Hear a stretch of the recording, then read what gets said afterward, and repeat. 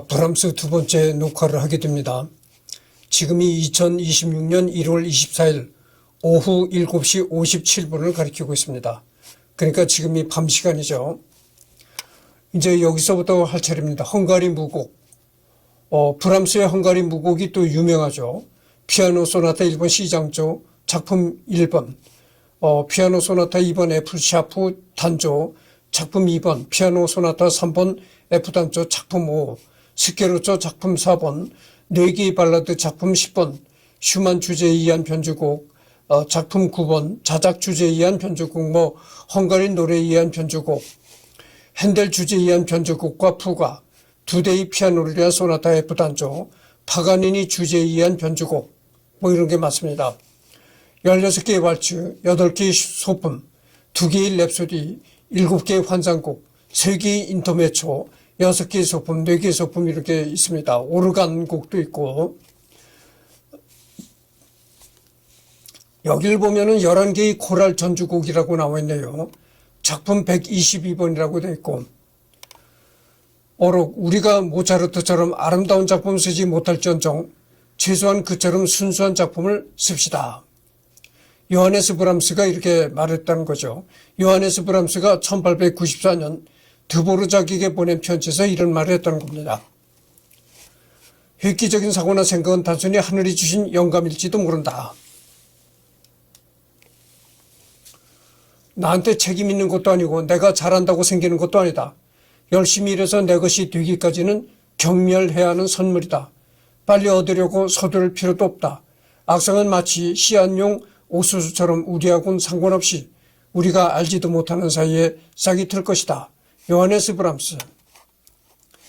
기타 깔끔한 소리를 연주하기 위해서는 모든 파트가 모든 소리를 깔끔하게 내서 앙상블이 이루어져야 하며 하나라도 화음에서 어긋나면 그 소리만 잘못 들리는 것이 아니라 전체의 조화가 틀어지는 특성이 있다. 다른 곡도 그렇지 않은 것은 아니지만 유독 브람스의 곡이 심하다. 그래서 명성에 걸맞지 않게 아마추어 오케스트라에서의 연주 빈도는 매우 낮은 편이다.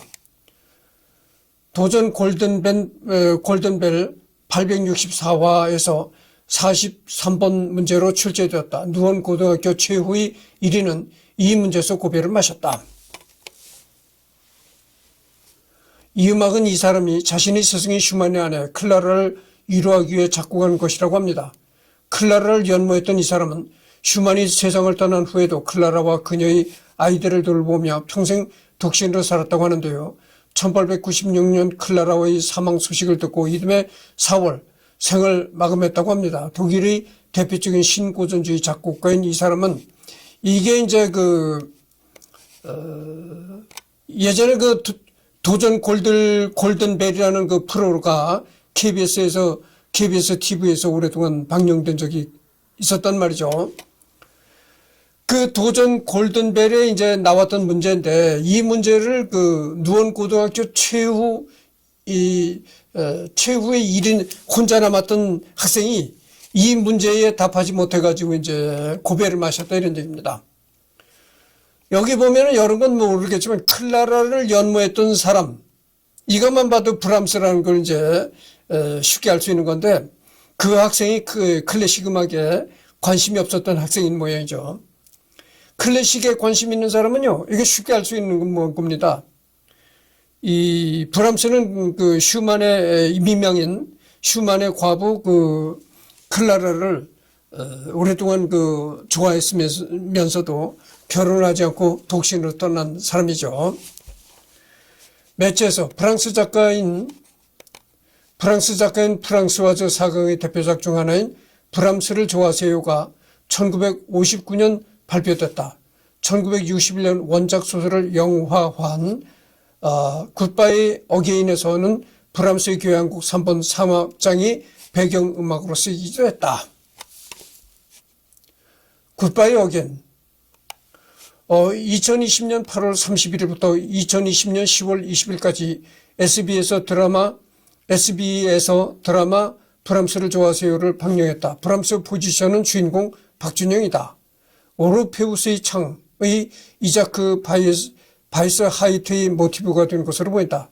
젊은 시절 가게가 어려워져서 술집에서 피아노 아르바이트를 했다는 설정, 평생 이루지 못할 사랑을 가슴에 담았다는 설정 등이 많이 닮아있으며 브람스의 청년 시절 초성화를 보면 은근히 이자크 바이스 하이트의 모습과 닮아있다. 2022년 영화 인생은 아름다워에서 왈츠 작품 39번, 작품 넘버 15번 A 플랫 장조가 사용되었다.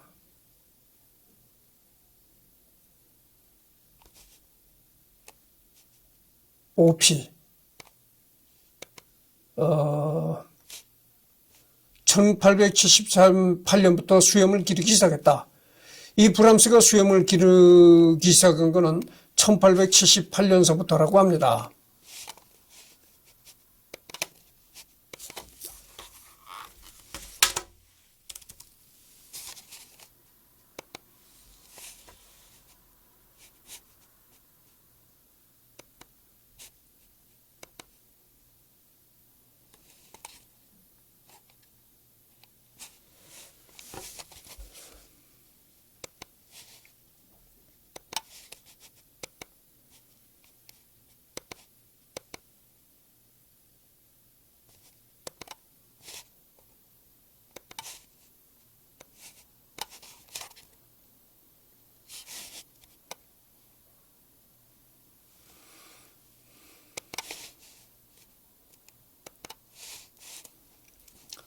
절대음악은 표제음악과는 반대된 개념으로서 음악에서 특정한 이미지나 상징적 의미를 표출하려고 하지 않고 오로지 음과 음의 관계와 조합을 통한 순수한 음악적 예술성을 추구하려는 경향을 띠는 음악을 의미한다. 빌헬름 프루트뱅글러, 음과 말. 내가 전번에도 얘기를 했잖아요. 내가 아는 구름과 음악의 계곡에서 나의 애청곡이라는 그런 그 메뉴가 있어요. 그 메뉴에 프루트 뱅글러가 작곡한 그 군악을 올린 적이 있습니다. 함부르크 술집업은 댄스홀 연주 환경은 심히 혹독했다. 최소 6시간에서 10시간 이상 연주를 계속해야 동전으로 연주 품삯을 받는다. 연주자를 인간 전축처럼 섞기에 휴식이 거의 없다. 이러한 환경은 브람스 시대는 말할 것도 없고 20세기 비틀즈 때에도 예외가 없었다. 강철 같은 체력으로도 버티지 못해 함부르크에는 술과 약물로 버티는 음악가들도 많았다. 어린 브람스도 12시간의 연주 시간을 감당해야 할 때가 많았다.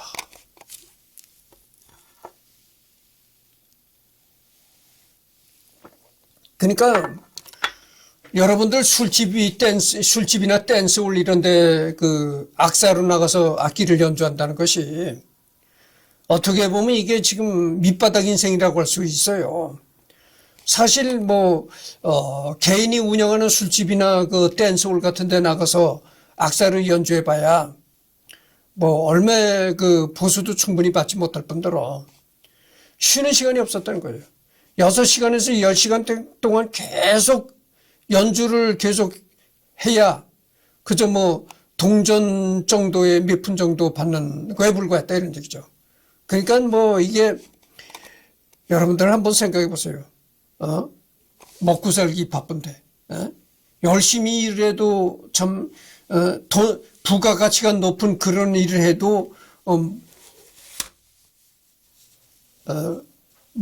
참 먹고 사느냐 굶느냐 이것이 문제인데 그런 열악했던 시대에 경제 발전이 안 되고 그런 열악했던 시대에 제대로 된 무대도 아니고 술집 댄스홀 이런 데 가서 악사로 연주를 해봐야 그게 수입이 얼마나 받겠어요. 고달프기만 하죠. 되게 클래식 음악가라고 하면은 전통적으로 클래식 음악가라고 하면 궁중에 소속되어 있다든가 아니면 귀족들의 스폰서를 받는 후원을 받는 그런 상태였으면은 괜찮아요. 그런 건 괜찮은데 그게 아니고 그냥 일반 술집 댄스홀 이런 데가 나가서 악사로 생활하면은 참 고달프고도 가난한 거죠. 그래서 바로 이 브람스가 그렇게 생활했다는 거죠. 요란한 소음과 청결하지 못한 건반, 부족한 조율 상태를 극복할 강한 타건 능력과 즉석 조박금 연주 능력을 이때 키웠다고 한다. 훗날 요아힘과의 듀오에서 연습 없이 조율 상태에 맞춰 즉흥 조음김 연주를 성공시켜 그를 감탄시키기도 했는데, 브람스는 레미니와의 듀오에서도 조음김을 시전하며 피아니스트라면 그런 능력은 당연히 가져야 한다고 생각했다고. 때로는 망가진 건반을 뛰어넘어 반대편 손 반주로 채워야 할 만큼 극한 상황에서 돈을 벌었기 때문이다. 그러나 온종일 술집 순회 연주로 몸이 너무나 혹사당했기에 결국 쓰러지고 말았다. 당시 하루 종일 연주에도 품삯은 가족들의 식사값을 간신히 벌 수준에 불과했다. 다행히 브람스는 음악가정교사 아르바이트를 구하면서 이런 지옥에서 탈출했지만 건강을 잃은 대신 어떤 피아노 상태에도 적응할 능력을 얻었으며 입주가정 집안의 보살핌으로 몸도 충분히 회복했다.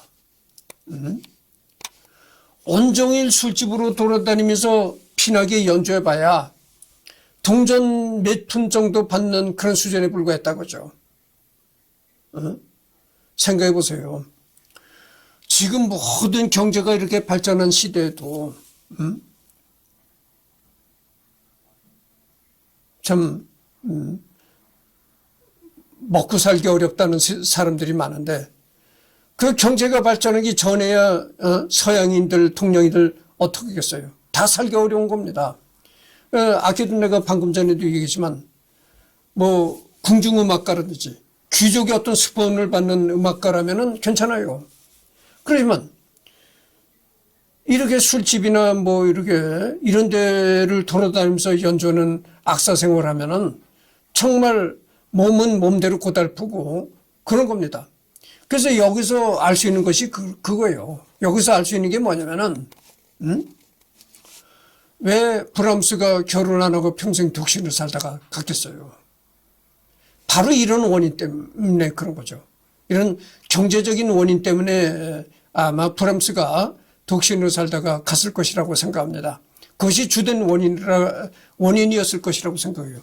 생각해보세요. 슈만의 그 미망인 클라라를 그렇게 좋아했으면서도 클라라와의 결국 결혼을 못하고 독신으로 떠났다. 그것은 이 브람스가 이렇게 생활 능력이 없었기 때문에 그랬다고 충분히 짐작할 수가 있는 겁니다. 그렇잖아요. 예나 지금이나 동양이나 서양이나 똑같은 거예요. 남자가 돈을 잘 벌고 능력이 있어야 여자를 거느리고 이러는 것이지. 돈을 생활 능력이 없으니까 여자를 못 거느리는 거예요. 그렇잖아요. 이때도 이 브람스가 살았던 시대에도요, 돈이 많고 능력 있는 사람은 여자들 많이 거느렸습니다. 근데 여자를 남자로 태어나서 남자 구실을 못하고 여자를 못 거느린다, 이런 것은 성직자는 빼고 절간에 가서 목탁 치면서 스님 생활하는 사람이나 그지 않으면 천주교에서 뭐 신부 생활하는 사람, 그런 종교인을 빼고서는 그냥 일반 사회인으로서 살아가는 남성으로서는, 일반 사회인으로 살아가는 남성이 남자 구실을 못하고 평생 독신을 살다 갔다, 이거는 딱 대뜸 알 수가 있는 겁니다. 아, 그 사람이 생활 능력이 없었구나, 대뜸 알 수가 있는 거예요. 아, 돈을 잘 벌고 생활을 윤택하게 해보시오. 여자 안 밝힐 사람이 누가 있겠어요. 근데 이 속담에, 내가 속담 박사라고 했잖아요. 속담은 꼭 아주 100% 맞는 얘기입니다. 우리 속담에 무슨 얘기가 있는 줄 알아요? 10여자, 10명의 여자 모두 싫다고 할 남자가 어디 있겠는가, 이런 또 속담이 있어요. 그것이 남자의 속성이다, 그죠? 남자는 10명이면 10명, 100명이면 100명 다 좋아하는 것이 남자의 그런 속성이다, 이거예요. 근데 그렇게 남자라는 동물은 여자를 밝히게끔 되어 있는 건데 왜 한평생 결혼하고 갔겠어요? 결혼을 안 하고 독신으로 살다 갔겠어요. 생활 능력이 없어서 그런 겁니다. 근데 이 브람스가 그렇다는 거죠. 브람스가 클라라를 그렇게 좋아하면서도 결국 결혼 안 하고 독신으로 왜 살다 갔느냐. 딱 알 수 있는 거잖아요. 아버지처럼 작가와 피아니스트로 활동한 슈만의 딸들 중 유일하게 클라라에게 독신 대신 결혼 의사를 밝힌 딸. 브람스는 슈만의 유복자 출신으로 클라라가 도움을 청하자 자신의 집에 생활비를 보내고 누이를 불러 슈만 가문의 베이비시터로 일하게 했다. 그래서 아이들과 어릴 때부터 친하게 지냈으며 한때 서로 연정을 품었으나 클라라의 반대로 단념한다. 이탈리아의 명문 귀족과와 혼인하나 산옥연로 사망한다.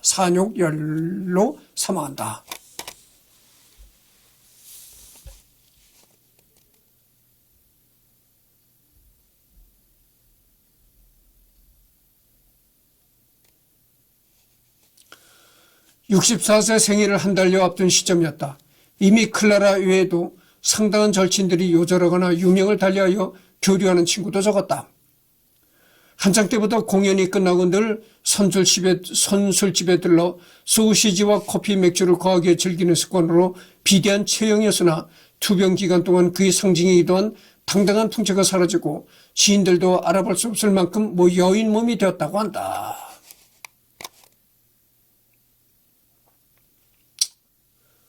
여러분들 지금은 64세라면 청년이라고 할 수가 있잖아요. 응? 내가 이 나이는 그래도 이제 청년으로 보이잖아요. 지금 60대라면은 그건 애들입니다, 애들. 그렇잖아요. 100세 노인들도 많은데 지금 60대라면 애들이죠, 애들.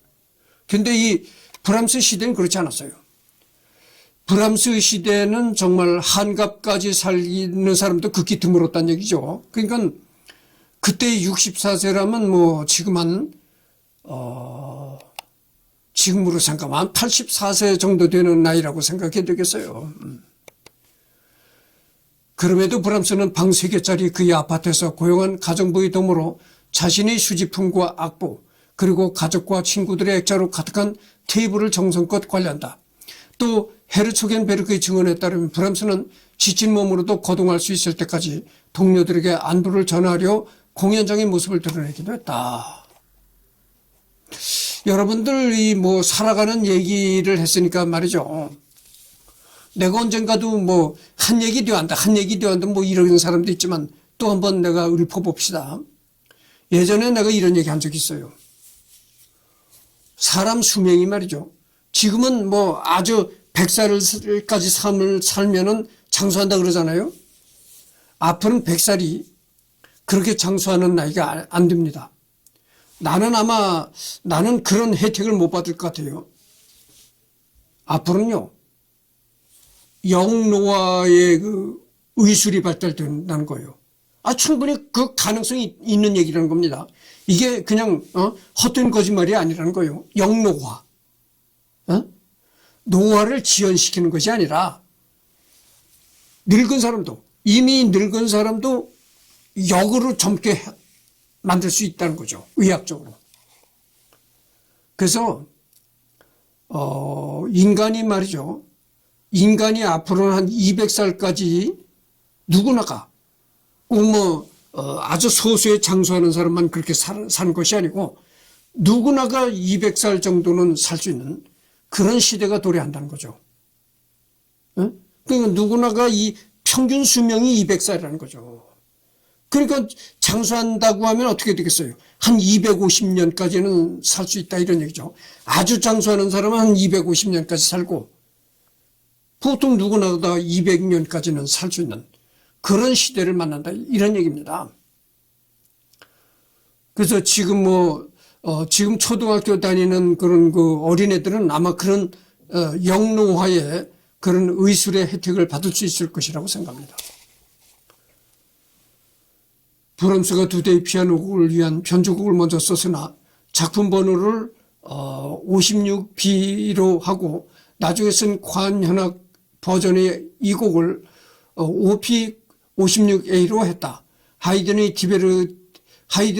디베르티멘토 일본의 이악장 주제 선율을 먼저 주제로 지시하고 8개의 다채로운 변주곡이 이어지며 파사칼리아 형식의 대위법적 피날레로 마무리된다. 하지만 주제 선율을 정말 하이든이 작곡했는지에 대해서 일부에서는 의문을 제기하는 경우도 있다. 악기 편성이 브람스 전체 관현악곡 중에 가장 규모가 크다. 그의 다른 작품들과 달리 타악기가 많이 사용되어 밝은 느낌을 준다.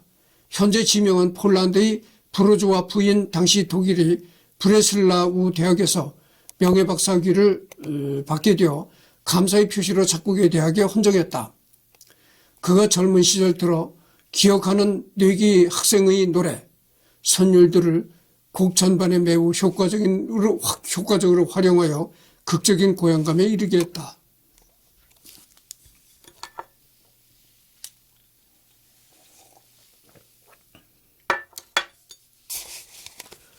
대학 축전서곡과 같은 시기에 작곡되어 명예박사학위를 받은 브레슬라우에서 1881년 그의 지휘로 두 곡이 함께 초연되었다. 브람스의 친구자 선배였던 요제프 요하임에게 헌정되었다. 사실 이 곡은 이전에 BOT 바이올린 협주곡 22번을 듣고 자신이 바이올린 협주곡을 구상하던 차에 파블로 데 사라사테의 연주를 듣고 자극을 받아 작곡에 착수하였다고 한다. 브람스는 이 곡을 사라사테에게 헌정하고자 의견을 물었지만 사라사테는 10분 동안이나 멍하니 오보의 연주를 듣고 서 있기 싫다는 이유로 거부하였으며 헬리크 비에나프스키에도 요청이 있으나 연주 불가라며 거절당했다. 결국 작곡을 도와주기도 했던 요아힘에게 헌정하기로 하고 초연을 맡겼으나 요아힘조차도 너무 기교적인 부분이 있다며 작곡 과정에서부터 수정을 요청했을 정도이다. 게다가 다른 바이올리니스트들을 거쳐 마지막으로 제안이 간 것이기 때문에 높은 기교를 요구하는 이 곡을 짧은 시간에 연습하느라 대단히 곤욕을 치렀다고 한다.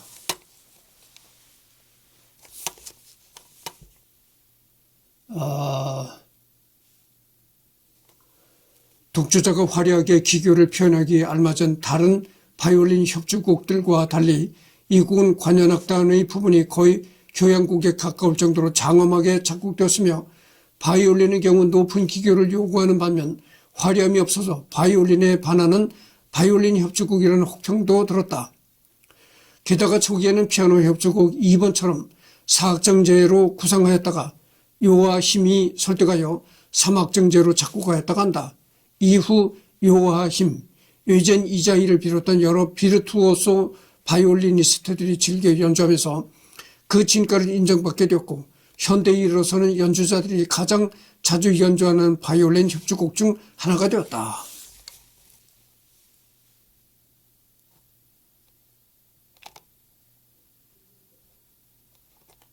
하여튼 그래서 브람스는 말이죠. 나무위키 리딩 끝났습니다. 그러니까 이번이 이제 두 번째 시간이잖아요. 내일도 또 시간이 있으니까 내일은 말이죠. 브람스가 작곡한 그 곡을 한 곡 들어보는 그런 시간으로 브람스를 끝맺도록 하겠습니다.